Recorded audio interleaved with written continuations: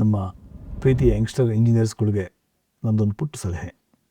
Civil field ತುಂಬ ಚೆನ್ನಾಗಿದೆ, ಆದರೆ ಒಳ್ಳೆ ಇಂಜಿನಿಯರ್ಸ್ ಹತ್ರ ಕೆಲಸ ಕಲ್ತ್ಕೊಳ್ಳಿ, ಪರ್ಫೆಕ್ಟಾಗಿ ತಿಳ್ಕೊಳ್ಳಿ.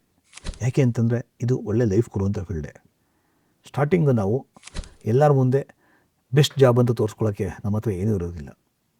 ಕೆಲಸ ಅಂತ ಕರೆಕ್ಟಾಗಿ ಮಾಡಿ ಕೆಲಸ ಕಲ್ತ್ಕೊಂಡ್ರೆ ಒಳ್ಳೆ ಫ್ಯೂಚರ್ ಇದೆ. ಹಾಗಾಗಿ ನಾನು ಹೇಳೋದೇನು ಅಂತಂದರೆ, ಪ್ರತಿಯೊಬ್ಬರು ಕೆಲಸಗಳನ್ನ ಚೆನ್ನಾಗಿ ಕಲ್ತ್ಕೊಂಡು ಫೀಲ್ಡಲ್ಲಿ, ಮನೆ ಕನ್ಸ್ಟ್ರಕ್ಷನ್ ಅನ್ನೋದು ಸಣ್ಣ ವಿಚಾರ ಅಲ್ಲ.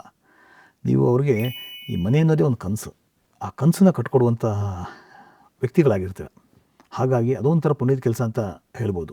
ತುಂಬ ಚೆನ್ನಾಗಿ ಕೆಲಸ ಕಲ್ತ್ಕೊಳ್ಳಿ. ಜೊತೆಗೆ ಹೊಸ ಈಗೇನಾಗ್ತಾ ಇದೆ ಅಂದರೆ ತುಂಬ ಹೊಸ ವಿಚಾರಗಳು ಬರ್ತಾಯಿದೆ.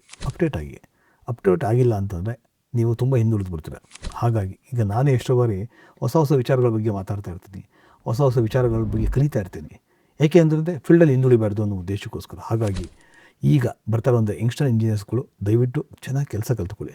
ಕೆಲಸ ಕಲ್ತಿಲ್ಲ ಅಂದರೆ ಫ್ಯೂಚರು ತುಂಬ ರಿಗ್ರೆಟ್ ಆಗುತ್ತೆ, ತುಂಬ ಹಿಂದುಳ್ಕೊಳ್ತೀರ. ಕೊನೆಗೆ ಫೀಲ್ಡ್ ಸರಿ ಇಲ್ಲ, ಹಾಗೆ ಹೀಗೆ, ಇದು ಓದಿ ನನ್ನ ಲೈಫ್ ಹಾಳಾಯಿತು, ಹಾಗೆ ಹೀಗೆ ಅಂತ ಹೇಳ್ತೀರ.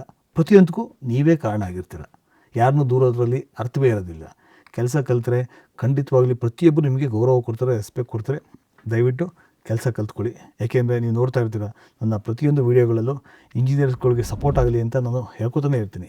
ಹಾಗಾಗಿ ನಾನು ಹೇಳೋದು ಅಂದರೆ, ಕೆಲಸ ಕಲ್ತ್ಕೊಳ್ಳಿ, ಉತ್ತಮವಾದ ಬಿಲ್ಡಿಂಗ್ಗಳನ್ನ, ಉತ್ತಮವಾದ ಡಿಸೈನ್ಗಳ ಜೊತೆ ಜನಗಳು ಕೊಡಿ. ಯಾಕೆ ನಿಮ್ಮ ಜೊತೆ ಬರಲ್ಲ? ಖಂಡಿತ ಬರ್ತಾರೆ. ಈ ಫೀಲ್ಡ್ ಇನ್ನೂ ಚೆನ್ನಾಗಿ ಡೆವಲಪ್ಮೆಂಟ್ ಆಗಲಿ ಅನ್ನೋದು ನನ್ನ ಮನಸ್ಸಿನ ಭಾವನೆ. ಸ್ನೇಹಿತರೆ, ಮುಂದಿನ ವಿಡಿಯೋದಲ್ಲಿ ಮತ್ತೊಂದು ಉತ್ತಮ ಮಾಹಿತಿಯೊಂದಿಗೆ ಸಿಗೋಣ. ಅಲ್ಲಿವರೆಗೂ ಎಲ್ಲರಿಗೂ ಧನ್ಯವಾದಗಳು.